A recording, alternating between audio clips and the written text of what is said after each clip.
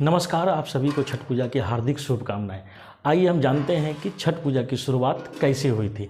ऐतिहासिक रूप से मुंगेर घाट में माता सीता के द्वारा छठ व्रत किया गया था, जिसमें सीताचरण मंदिर के लिए वह स्पेशल जाना जाता है, जो मुंगेर में गंगा बीच में एक शिलाखंड के रूप में स्थित है।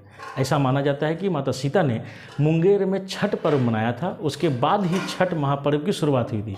इसलिए मुंगेर और बेगूसराय में छठ महापर्व बड़ी धूमधाम से मनाई जाती है।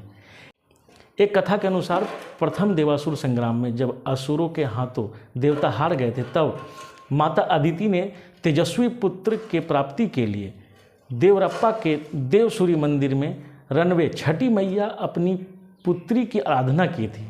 तब प्रसन्न होकर छठी मैया ने उन्हें सर्वगुण संपन्न तेजस्वी पुत्र होने का वरदान दिया था। उसके बाद ही अदिति के पुत्र हुए त्रिदेव रूप में आदित्य भगवान, जिन्होंने असुरों पर देवताओं को विजय दिलाई।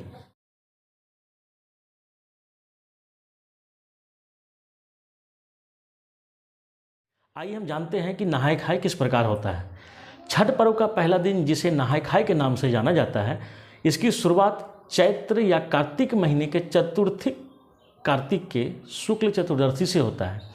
सबसे पहले घर की साफ सफाई कर उसे पवित्र किया जाता है। उसके बाद व्रती अपने नज़दीकी में स्थित गंगा नदी, गंगा के सहायक नदी या तालाब में जाकर स्नान करते हैं।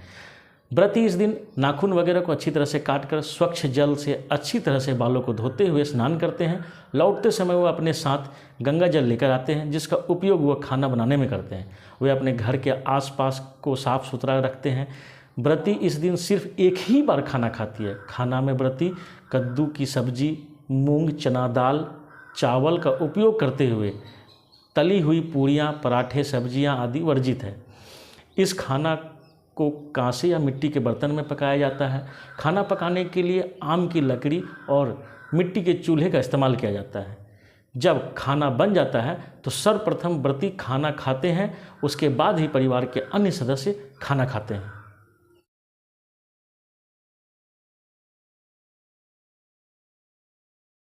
छठ पर्व का दूसरा दिन, जिसे खरना या लोहंडा के नाम से जाना जाता है, कार्तिक महीने के पंचमी को मनाया जाता है। इस दिन व्रती पूरे दिन उपवास रखती है। इस दिन व्रती अन्न से दूर रहती है। सूर्यास्त से पहले पानी की एक बूंद तक ग्रहण नहीं करती है। शाम को चावल, गुड़ और गन्ने के रस का प्रयोग कर खीर बनाया जाता है। खाना बनाने के में नमक और चीनी का प्रयोग नहीं किया जाता है। इन्हीं दो चीज़ों का पुनः सूर्य देव को नैवेद्य देकर उसी घर में एकांत करते हैं, और अर्थात एकांत रहकर उसे ग्रहण करते हैं। परिवार के सभी सदस्य उस समय घर से बाहर चले जाते हैं ताकि कोई शोर ना हो। एकांत से खाते समय व्रती हेतु किसी तरह की आवाज़ सुनना पर्व के नियमों के विरुद्ध माना जाता है। पुनः व्रती खाकर अपने सभी परिवारजनों को एवं मित्रों, रिश्तेदारों को वही खीर रोटी का प्रसाद खिलाते हैं। इस संपूर्ण प्रक्रिया को खरना कहते हैं। चावल का पीठा या घी लगी रोटी भी प्रसाद के रूप में वितरित की जाती है। इसके बाद अगले 36 घंटों के लिए व्रती जो है निर्जला व्रत रखती है, मतलब एक बूंद पानी तक नहीं पीती है। मध्य रात्रि को व्रती छठ पूजा के लिए विशेष प्रसाद ठेकुआ बनाती है। जब आप पूर्वोत्तर राज्य में आएंगे तो ठेकुआ एक प्रकार का रेसिपी मिलेगा जो कि बहुत ही फेमस हुआ करता है। नदी या तालाब के किनारे जाकर महिलाएं घर के किसी सदस्य द्वारा बनाए गए चबूतरे पर बैठती हैं।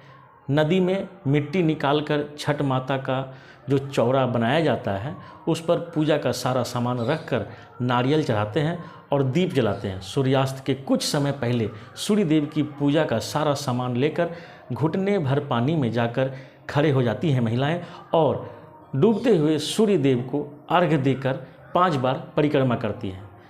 सामग्रियों में व्रतियों द्वारा स्वनिर्मित गेहूं के आटे से निर्मित ठेकुआ सम्मिलित होते हैं। यह ठेकुआ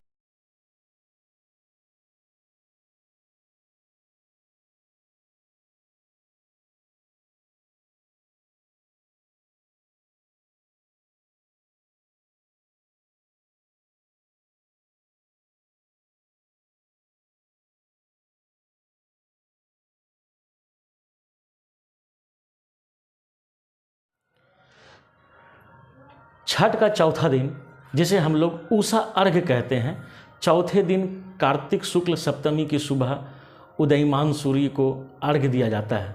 सूर्योदय से पहले ही व्रती लोग घाट पर उगते हुए सूर्य की पूजा हेतु पहुंच जाते हैं और शाम की तरह ही उन्हें पूर्णतः परिजन उपस्थित रहते हैं। संध्या अर्घ्य में अर्पित पकवानों के नए पकवानों से प्रतिस्थापित कर दिए जाते हैं, परंतु कंदमूल फलादि वही रहते हैं। सभी नियम विधान संध्या अर्घ्य की तरह ही होते हैं। सिर्फ व्रती लोग इस समय पूरब की ओर मुंह रखकर पानी में खड़े होती हैं, वह सूर्य उपासना करते हैं। सूर्य उपासना में पूजा अर्चना उपरांत घाट की पूजन होता है। वहीं उपस्थित लोगों में प्रसाद का वितरण करके व्रती घर आती हैं और घर पर भी अपने परिवार आदि को प्रसाद वितरण करते हैं। व्रती घर वापस आकर गांव के पीपल के पेड़, जिसको ब्राह्मण बाबा कहते हैं, वहां जाकर पूजा करते हैं। पूजा के पश्चात व्रती कच्चे दूध का शरबत पीकर तथा थोड़ा प्रसाद खाकर व्रत पूर्ण करती हैं, जिसके पारण पर हम लोग परना कहते हैं। व्रती लोग खरना दिन से आज तक निर्जला उपवास के बाद आज सुबह ही नमक युक्त भोजन करते हैं। चौथा दिन उषा अर्घ्य के बाद ही छठ पूजा संपन्न होता है। इस संपन्न पूजा 4 दिनों के छठ पूजा के संपन्न के साथ ही आपको इस छठ पूजा की हार्दिक बधाई।